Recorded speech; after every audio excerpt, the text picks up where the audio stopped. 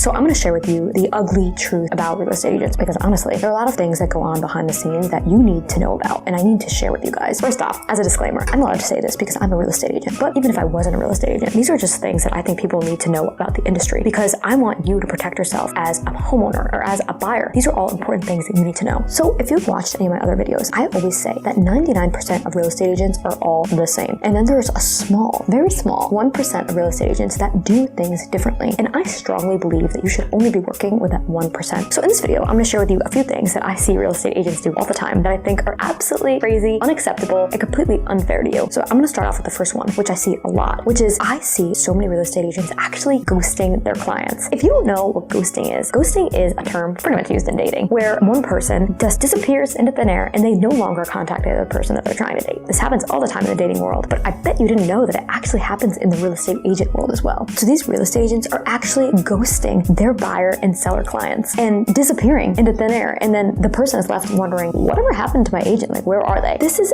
absolutely insane, and I have no idea why agents think this is okay to do. It should honestly be illegal, and yet so many agents are still doing this to clients every day. How do I know this? Because I actually have worked with so many of those clients who've been ghosted by these real estate agents, so it's absolutely crazy to me that I hear about this all the time. So if you're a homeowner trying to sell your home, I always say that you should be contacted by your agent at least once a week, at minimum, at least. And then if you're a buyer, you should be contacted by your agent every day, pretty much, unless you're requesting not to be contacted every day or something like that. But there's no reason that an agent should just be disappearing, or that you should have to try to find your agent to figure out what's going on with the transaction. It's absolutely insane. So another ugly truth about agents is, honestly, a lot of agents are not empathetic. What do I mean by that? I mean that they're really in it for themselves, and at the end of the day, they might say that they want to help you buy or sell a home, but internally, truly deep down, they're just so worried about themselves making a commission or themselves just making a living off of this that they really just want you to buy or sell something just so they can make money fast. They're not empathetic to you or your needs. There has been so many times where I have walked away from a transaction because it wasn't the right time for that person to buy or sell a home. Now, I made zero money on that transaction because we walked away from the deal, but at the same time, I'm a person who cares about other people, and I wanted them to do what was right for them in that situation. Residential real estate is about people's homes. That's a big freaking deal. So I think it's crazy that there are agents out there who put themselves first when you're dealing with people's lives, people's actual homes. How can agents do that? But so many do. Now, I do think that there's a problem also where a lot of new agents just get so nervous about making it in this career that they forget about that empathetic side because they're just so worried about making money. So this is kind of a whole industry problem in itself. But at the same time, even when I was a struggling agent, new in the business, literally no money, I reminded myself that every single day that these are people, and I might be struggling with money and trying to make it in this industry, but these are people's lives, and you don't mess with people's lives. Another big problem with agents today is they're actually lazy. This is how most agents sell homes. They put the home on the MLS and they wait for buyers to come, they wait for an offer, they wait for things to happen. And when the MLS became a thing many years ago, this became a big problem in the industry, because now you had so many agents who felt like they could just sit around and wait for things to happen, and that they didn't actually have to work to proactively sell or market homes. And this is one of the biggest problems that I see 99% of agents making, is that they just don't care. They just wait for things to happen on the market and they don't actually do anything, which is crazy. You have to work with an agent who is proactively marketing, proactively selling. They're actually going out and finding people to bring to the property, and they're actually going out and blasting your home in front of all these different people that can then come to the property. So this is what that 1% of agents do, and it's just a shame that more agents aren't working in this way. So one more that I see agents do all the time, and I want you to be aware of this. This goes for an agent that is representing a homeowner specifically. Now, if you are a buyer, this still applies to you in some way, so I want you to pay close attention to this. When an agent is representing a homeowner and they have the ability to make more money off of one offer versus another one, they might push the homeowner into that offer versus the other one. Actually, I literally had a deal very recently that this was a scenario where me and my husband running our real estate team, we were going to make a lot more money off one deal than the other. And there was a price difference, of course, where the one that we were making more money, the homeowner would be out a little bit of money, not much, like a couple $1,000s, but that's still a really big deal, let's be real. So we had that kind of scenario where we could have pushed one deal versus the other one. So we took a very close look at the buyers, took out the amount of commission we made. We didn't even pay attention to that, right? And we looked individually at the actual buyers, who would be more likely to be approved for the loan, who would be more likely to go through with the deal, move the deal along, push the deal forward. And we actually decided to recommend that the seller go with the other offer. We made half the money. We made half the money off that other offer. Why did we do this? Because it was the right thing to do. Because we knew that this buyer, where we made less money, was going to be the right buyer for that homeowner. We had to make that decision that we were going to lose out on that money. But honestly, that wasn't even a part of the decision for us. The decision was the actual buyers that we were looking at, the actual person who was going to get to the finish line, close on the deal, and get approved for the loan. That's what we were looking at. This might seem crazy to you. And honestly, I don't think think a lot of agents would do that. And I'm going to admit to you, sometimes it's a little hard because we know we're leaving money on the line. But at the same time, it's not about us. It's about the client. It's about doing what's best for them. So I hope that example really helped you understand exactly what every agent should be doing. And honestly, I know I work with so many agents who would never do that for clients. It's sad, but it's the truth. These are just some of the ugly truths about real estate agents. And like I said, I'm allowed to say this, I'm an agent, but even if I wasn't an agent, these are things that everybody should be sharing with each other because there are so many things that go on behind the curtain in so many industries. And I just want you guys to be aware. Now, I don't want you to think that all real estate agents are bad. They definitely are. And I also think that sometimes real estate agents get like this greedy salesperson. I do want you to be aware of these things. If you see any of these red flags in a real estate agent, walk away instantly and do not work with them because these are all things that really are going to affect you and your money at the end of the day. And nothing is more important than that. So I would love to know, have you ever dealt with any of these ugly truths with a real estate agent in your past? As always, I just love hearing from you guys.